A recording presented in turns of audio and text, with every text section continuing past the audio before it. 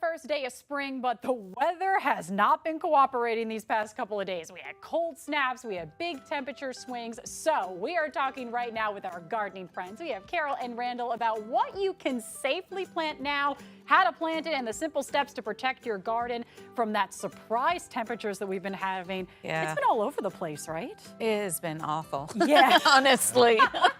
Okay, We don't like it. I was going to say, that's coming from the gardening experts, Yes. that this has been awful. So you guys brought a lot of stuff here today. What are some mistakes as far as planting that maybe some people do now with the ever-changing temperatures? So a lot of times you, like with the annuals, if you get those and you put them in the ground this early season, you need to be prepared for possible cold weather coming up. So those usually can go down to about 40 out of the greenhouse.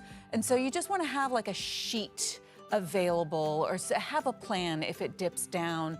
So using cloth is the best because you can throw a cloth on there and you can leave it on for the whole next day. If you were to use plastic, as soon as the sun comes up, that's going to start heating up, and within an hour or two, you're going to be steaming your plants. So a lot of the perennials that we have here today are your first spring flowering perennials, and they'll be fine.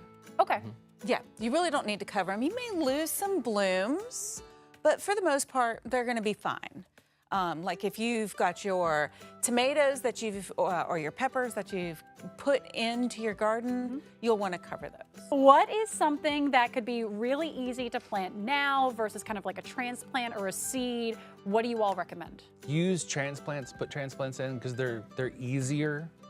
You can kind of keep an eye on them. You know when they need water or don't need water. If you do seed, the larger seeds are generally easier to manage because they germinate faster.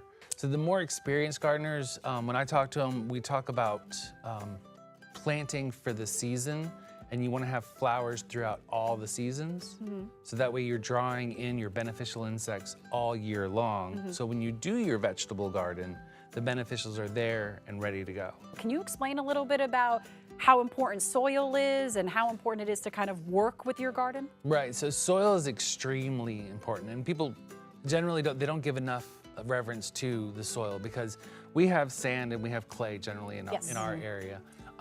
You want to work in organic matter, which is basically just broken down plant, bark, whatnot, and it's the brown and the black of the soil. That'll give you the organic matter, which is your moisture retention, pretty much.